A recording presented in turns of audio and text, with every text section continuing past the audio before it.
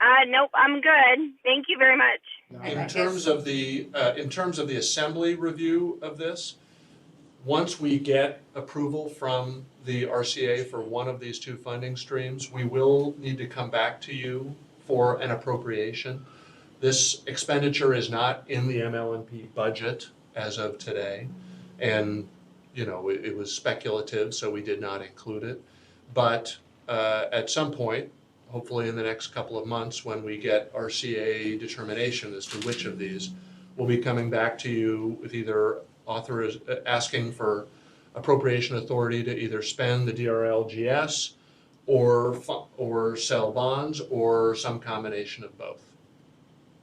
Yeah, go ahead. Will the MOU with Hillcorp come back for an assembly, or that would just be? No.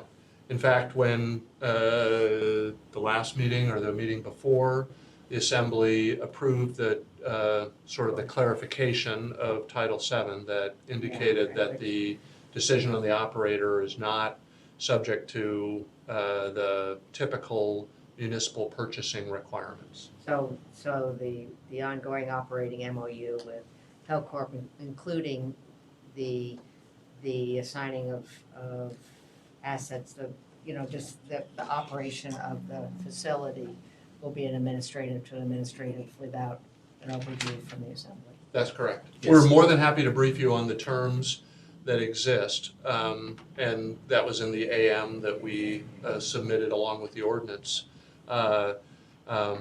We did not feel that the selection of an operator through the voting of our interest in the field was something that lent itself or was anticipated when the municipality's purchasing rules were put into place. So in the past, we've made all of our operating, the decisions that we've made as a working interest owner in the Beluga River field have all been done administratively. The Assembly, to the extent there have been appropriations involved, has obviously approved those. But all of the decisions on budgeting, direction to the operator, et cetera, as a 1/3 owner, were essentially made by the MLNP leadership and executed through the unit operating agreement.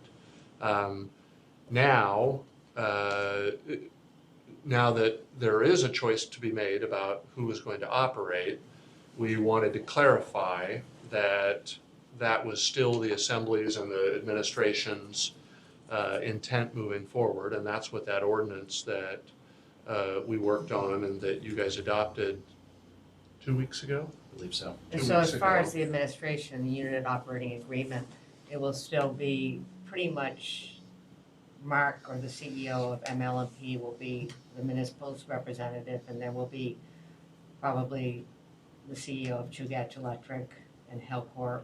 Is that how it's going to be? Yes, and to clarify, Hillcorp is going to come in as the operator. There is a joint operating agreement. They are going to continue to operate under that agreement, the same as Conoco did and Conoco's predecessors.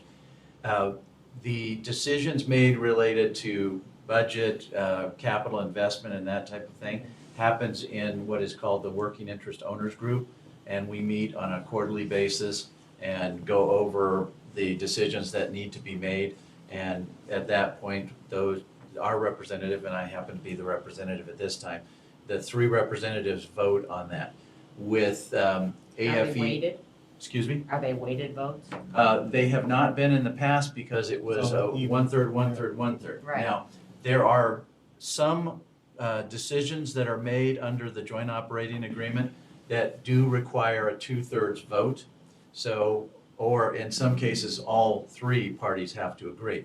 So now that we will own a larger percentage than we have in the past, in order to get to 2/3, we're gonna have to vote yes. Because we'll own 57% and the other 2 owners together will own 43. So if it requires 2/3, we're going to have to vote yes. But we will, if it requires 2/3, we will need somebody else to join us, one of the other 2 owners. And either of them would get us to 2/3. So we in Chugach could push Hillcorp, or Hillcorp and MLNP could push Chugach. Chugach and Hillcorp could not push ML&P. And I will tell you that in the working interest owners meetings, there has generally been unanimous approval moving forward with things. Either somebody brings up an issue and everybody agrees to move forward, or everybody agrees that we just won't do it. And it hasn't been an issue historically that one owner disagreed with the other two, but the other two just forced the issue. Is there a list of capital equipment that we got with this deal? Are there buildings, are there vehicles, is there drilling equipment or pumping equipment or Trucks. things like that? There- Lots of trucks. There is a list of equipment that came along with it. I don't believe there's actually any drilling equipment. Conoco has historically brought in a drilling rig that they leased Contractor. in order to drill. But they aren't sneaking off with anything based upon the sale of the contract. We have worked diligently with our contractors to identify what the equipment is, and we will check the pockets of everybody as they leave to make sure that they're not Changing the taking locks. anything that belongs. Check Not taking the any of lunch those boxes. Right. Dick, did you have enough? Mike, just how long, say in 2 weeks, we're gonna apply to RCA. What do you think the time process with RCA looks like? I know you got no idea. We're but seeking a approximately. 45-day review, which is about the shortest that they could do a review like this. We don't necessarily believe, we don't necessarily expect the action to take place on that timeline. The filing is going to ask for a decision by April 15th. As Mike said, Tax day. we think that that is not likely. However, they have 6 months from the time that we file to make a decision. And that would put it sometime in August. During that period, we do what we were asking. Basically, Yes, and Thanks, ConocoPhillips Dawn. is eager that this be as short as possible. Obviously, they want to run. close the deal as soon as they can. We're eager as well. There's no reason for us not to move forward quickly, but we're all subject to the vagaries of the RCA process. They could decide to hold public hearing. They could decide to allow for interveners. That's what would be different between the 45-day and the 180-day timelines that are out there. And they can even extend the 6-month piece. Yes. If they sort of. For good cause. Right, if they can write up and they're the arbiters of what good cause is. So, It's a little early, but are you getting any feedback from the state or anybody else with regards to, is this a good idea, is it bad? Are you being reckless or? we consulted with DNR and very superficially with the AOGCC. In part because we wanted to make sure that there wouldn't be a concern with the selection of Hillcore as the operator, and there was not. The state has expressed concerns about Hillcore owning more gas in Cook Inlet and controlling more of the gas supply than they currently do. That's probably one of the reasons why Hillcore was not an aggressive participant in this purchasing process.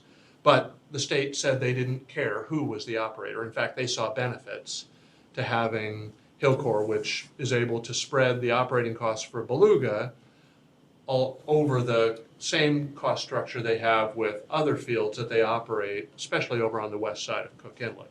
They are operating literally a couple miles down the road at other gas and liquid fields in the area. So we expect them, and they expect to be a significantly less expensive operator than ConocoPhillips has been, because Conoco is only operating Beluga River and North Cook Inlet right now.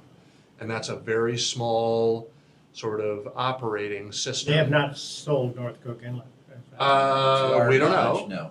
No. Yeah. We have not been told of anything. The only reason that people know that we bought BRU is because we're a public entity and we have to start talking about stuff like this.